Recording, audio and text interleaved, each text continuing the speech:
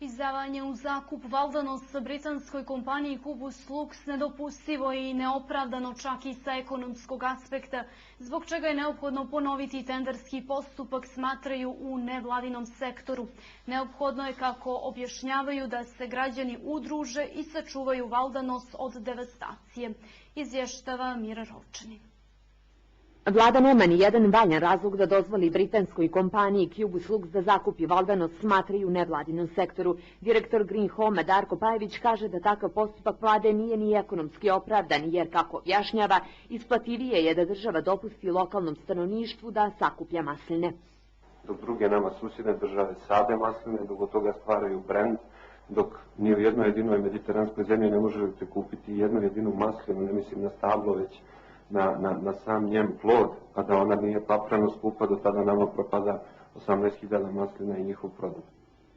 Maslinjaci u Valdanosu su pod posebnom zaštitom države, a studijom Cubus Luxa predviđeno je da se izmisli određeni broj stabala koji ometaju gradnju nekretnina. Predstavnik nevladinih organizacija iz Ulcinja, Džabir Hodža, kaže da je to nedopustivo. Priznaćete, neevropski i necivilizacijski, a nikako evropski i čisto kako nas hoće uvjeriti predsjednik tenderske komisije, gospodin Lazović. No, za nevladin sektor nije samo upitno izmještanje maslinjaka, već i tender za zakup Valdanosa, koji je, kako tvrde, sumnjiv i štetan. Ovakvim svojim ponašanjem vlada pokazuje da nema namjeru da odustane od predatorskih i netransparentnih privatizacija, čije pogubne efekte najviše osjećaju građani. Valdanos nije samo problem Ulcinja, već čitave Crne Gore i neophodno je, kako kaže publicista Balša Brković, da građani udruženo djeluju i sačuvaju Valdanos, kao u slučaju Tare.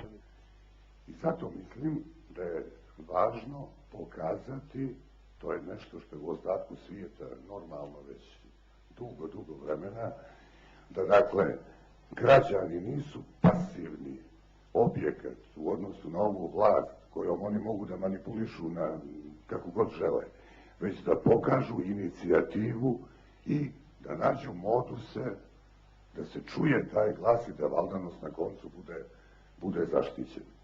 Peticiju protiv zakupnine Valdanosa već je potpisalo oko 1000 građana. U nevladinom sektoru poručuju vladi da otkloni nelegalne kapije, jer građanima ne može biti zabranjen pristup javnom dobru, što je izvan svih zakona.